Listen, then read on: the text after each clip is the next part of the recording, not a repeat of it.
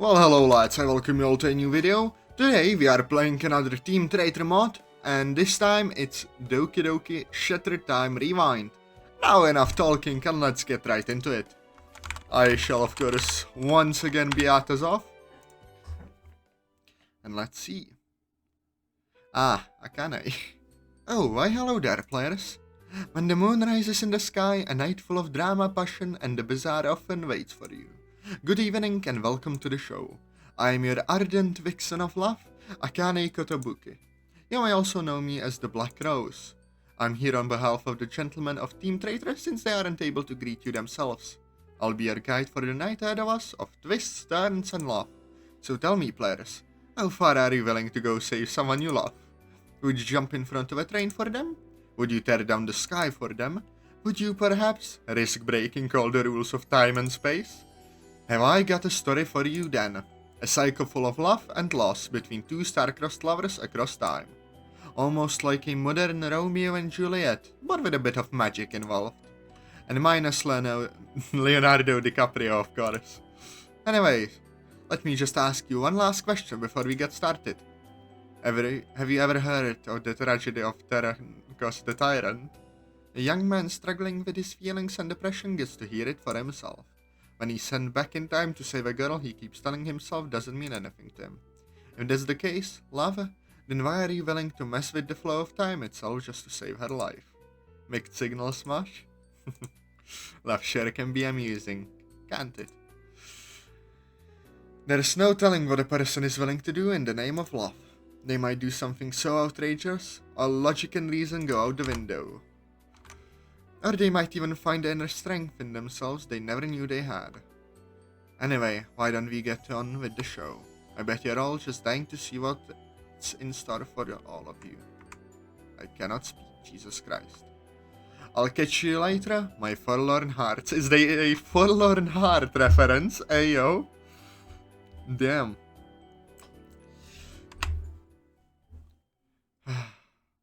Doki Doki Shutter Time Rewind. Let's see. June 4th, 2019. I don't know what's less loud, if the spacebar or the clicking. Hey, do you think I'd be better off dead? Oh, that's a depressing start. That question. Just what was that question? As I take my usual route to school, I ran the events through my head again. I was just sitting in my homeroom when that bombshell was dropped on me. It came out of nowhere and directed at me, of all people. Natsuki, a girl who sat behind me in class, just asked me that without any warning. We weren't really that well acquainted, despite sitting close to each other in the same class. It's for that reason that I was left stupefied when she asked that. I prefer not to get myself involved with anyone, especially after... No. I told myself I wouldn't think about her again. Quit living in the past already. I have to keep moving forward and not dwell on pointless things. It makes me weak. At least, that's what my father used to tell me. Not that what he really matters. I cannot speak. Not that what he says really matters anymore, ever since my parents divorced and all. Honestly, he wasn't much of a father to me to begin with. That's why I just call him Old Man instead. He doesn't deserve to be called my father. Okay, we start off with a very depressing beginning, Jesus. I wish I could forget about him. I wish I could forget about this town while I'm at it. As I make my way through the door, I find myself shot to the side by another student. I look to see who it was. Oh, come on. Of bloody course, it's Joichiro. Whoops, too slow. Oh, look, a little Angela Jr. Are you going to cry? I just ignore the girl in front of me and walk right on by. Hey, quit ignoring me. I'm sorry? I don't speak monkey. I walk away before he can respond. Whatever, not interested in anything he says. I'm sure he'll try to hunt me down to beat me up later, but I can't stand that guy. Joichiro is such a conceited jerk and an infamous womanizer to boot. Frankly, I think he's a waste of oxygen. I cannot speak, Jesus Christ. In cases like this, it's best to ignore him and his stupidity. Maybe I'll live longer if I do that. Probably. Last class for the day. It's a free period. School was relatively boring today, save for one thing. At the beginning of our first class, the teacher stood in front of everyone and spoke in a somber tone. He had an announcement to make. Sometime between last night and this morning, Natsuki was found dead in her home. The teacher couldn't say what the cause of her death, even noting how the authorities were still determining what happened. Knowing how they work, it's hopeless. The probable cause of her death might as well be lost to the darkness. There was only one thing that was clear. Natsuki Siren has passed away. Jesus. I asked out of curiosity in the hopes of getting a straight answer, but that's all the teacher would say. I didn't want to ask any further questions to avoid looking suspicious and to respect her privacy. The day continued on as it normally did, albeit without Natsuki sitting behind me. To be honest, I don't care all that much. I don't care that a classmate I hardly ever spoke to is gone. I don't care that she won't ever be sitting behind me ever again. I don't care that I'll never see her again, do I? I have no strong feelings one way or the other about this whole thing, right? No, her death won't affect me at all. This school day continued without her. The world will continue without her, just like old man used to tell me. Yet, why did she confide in me with that loaded question? We didn't have any sense of closeness, yet she asked me that loaded question anyway, like a shot in the dark.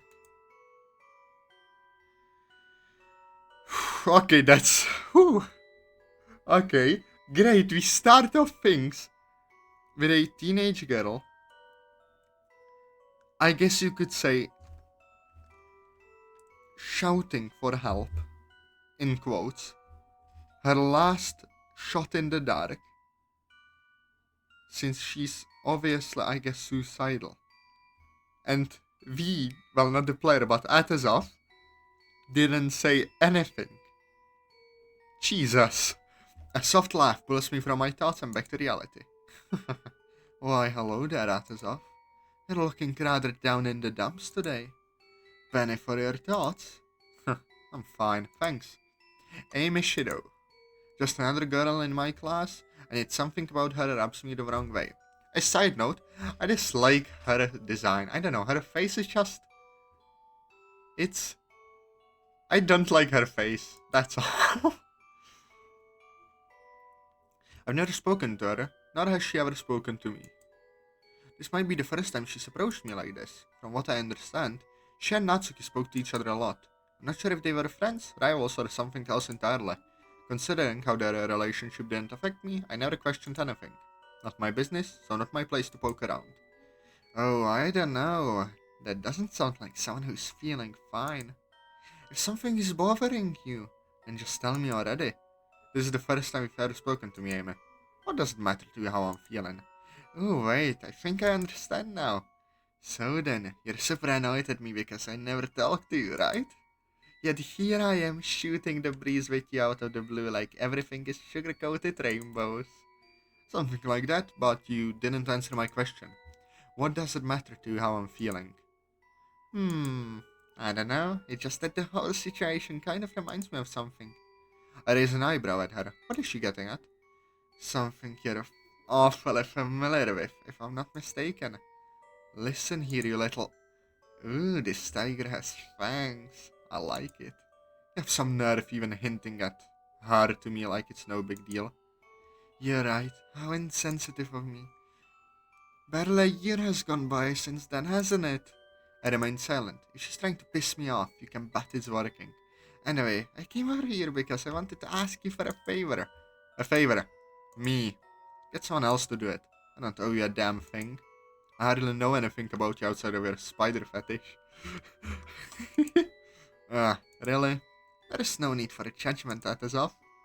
Everyone is free to like whatever they want, so long as there is no harm unto anyone. That's what Natsuki would say anyway. Right on my birthday as well. Her voice lowers when she mentions Natsuki's name. I never stopped to think how this might be affecting her. If you're here to ask for some advice for coping with loss, then find someone else. I'm no good at that kind of thing. No, that's not it. Then is there a point to your little lecture? You're not a teacher last time I checked. Looks like someone got up on the wrong side of the bed this morning. Or is this what you're always like? I don't know. I never really stopped to think about it. Getting back to the point here, I wanted to ask you to do a favor for me. Can you guess what it is? Hmm, don't know, don't care, but I bet you're going to tell me anyway.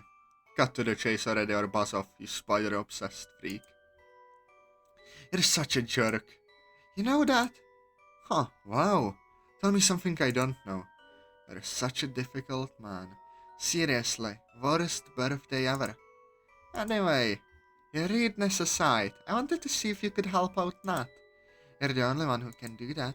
How the hell do you figure that? Stop acting like we're casual friends here. She went over and talked to you yesterday, remember? I know this because I was watching you both.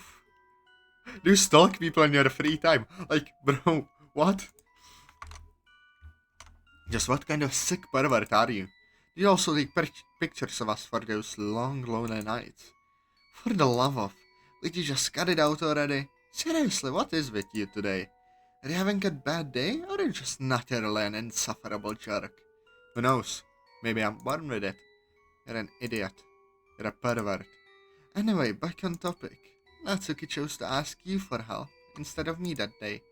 I'm her good friend, so you'd think I would be a natural choice for her. But no. What are you talking about? She didn't ask me for any help. She just asked me like some random question like it's no big deal. My man, are you dense?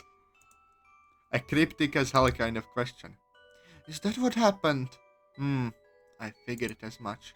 You see, Nan was the kind of girl who wouldn't ask for help directly, even if she wanted it. She often figured it would only bother people if she went to them about her problems. In turn, she was afraid to say something at the risk of bothering her, or offending someone. Poor Nat, she was such a sweet, considerate girl. Maybe a bit too considerate, though, if you ask me. That just might have been her undoing. Okay, so let's say you have a plan to help her. How are you going to do this? Last time I checked, the dead can't just return to life like nothing. It's not like there's some red star out in the sky that can zap the deceased back to life. Funny. It's truly funny you should say that because I have something to tell you. Okay, now what? If that's what you're worried about, then allow me to explain some things to you. Tell me, have you ever heard the tragedy of Terankas the Tyrant? No, should I? Didn't think so. It's not a story most people would go around telling. A long time ago in a distant realm, there were two brothers. The eldest brother was named Articus, and he was revered by all. The younger brother was Terankas, who was often feared and even despised by most people. They actually had a younger sister, but we don't talk about her. That no good floozy. What? What? Never mind. Just whatever. Keep going. They were both from a magically powerful family, and as such were gifted with unimaginable power. Articus had the power of creation and could create almost anything with his knowledge and skills. That is except for living things, of course. We don't talk about that either. So long as it existed, he could create it, and if it didn't, he'd toil away in his workshop to make it a reality. Tarancus had the power over time and could even rewrite history, but only once for anyone who dared ask him to. His ability to manipulate time was sometimes seen as frightening by his peers. Even so, he did his best to try helping those around him. Although no matter what he did, his accomplishments were always eclipsed by those of his brother. This whole thing sounds like a load of crap, and then I can't bring myself to stop her from spinning this web of nonsense.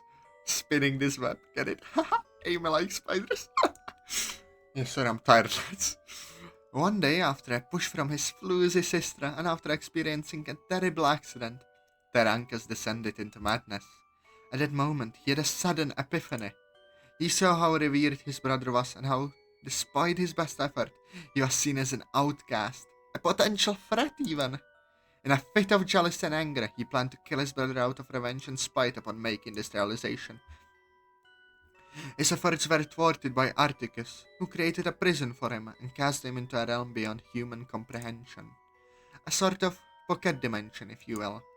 That wasn't the last of him, however, as he refused to be silenced. So what happened to him? Thanks to Articus, he was trapped in that pocket dimension with no way of escape. That was a face more. Maybe he has to listen to that each day. He's still trapped there to this day. Eventually, however, a cult known as the Dark Interlopers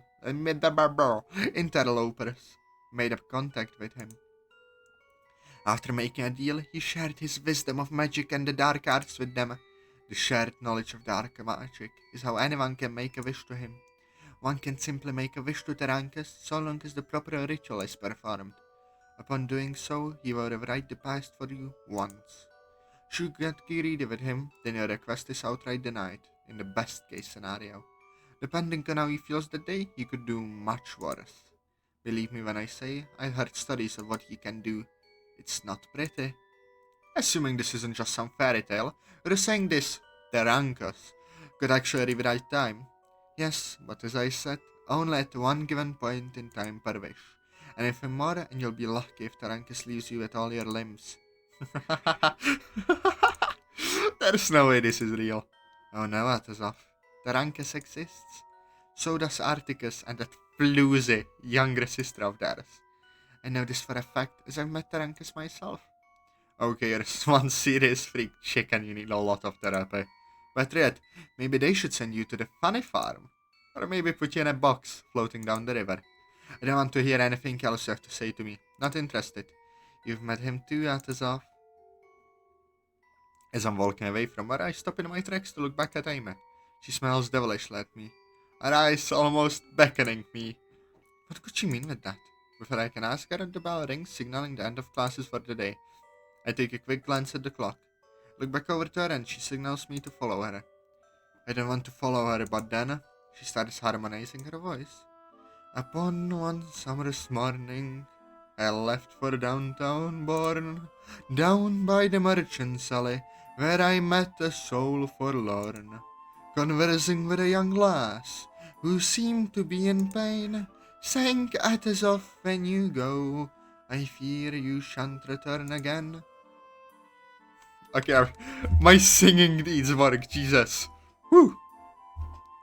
Do. All of a sudden, my body relaxes and she makes her way over to me, a devious smile on her face. My heart is pierced by Cupid, I yearn to hold you dear. There are none who can console me, but my magic cavalier. What is she doing? She runs her fingers up my arm and then starts to fumble with a strand of my hair. His eyes that shone like emeralds, his hair as black as coal. My happiness attend him wherever he may go. From here to all high heaven, I'll wander, weep and moan for my ennobled champion until he returns to me back home. My heart is pierced by Cupid, I yearn to hold you dear. There are none who can console me, but my magic cavalier. With an almost seductive smile on her face, Amy begins to walk away, returning to the open door. My body begins to move on its own. Against my better judgment, I comply with her. For some reason, I feel as though I can't refuse her. It's as though I'm under the control of a siren song. Is she some kind of demon? Amy takes me to the courtyard. Right in front of the fountain, my body keeps resisting me. I almost feel like some stupid puppet on strings.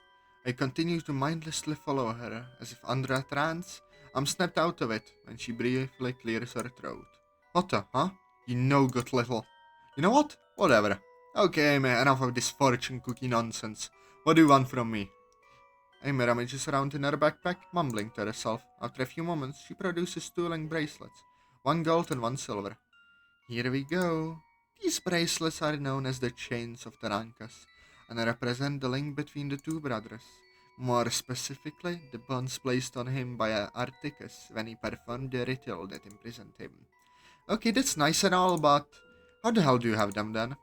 Oh, it's easy to make these. All you need are two bracelets you're willing to sacrifice and the right ingredients to soak them in. I take it no one is going to miss those then?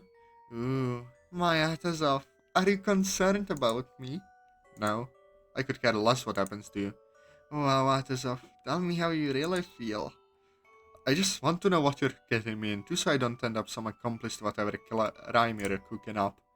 And if it's not something illegal, I don't want to know what kind of stuff she's out there reading in her free time. What goes on in that twisted mind of hers, for that matter.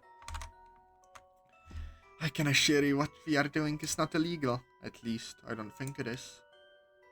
Well, and with that, I'm out of here as well. I hope you'll enjoyed this. I am quite intrigued. And let's subscribe, comment, join the Discord, like, share, whatever. You know the deal. You hear it from every YouTuber out there. And I'll see you all next time. Have a good day and don't make deals with some deities, alright? It doesn't seem to be worth it. Bye bye.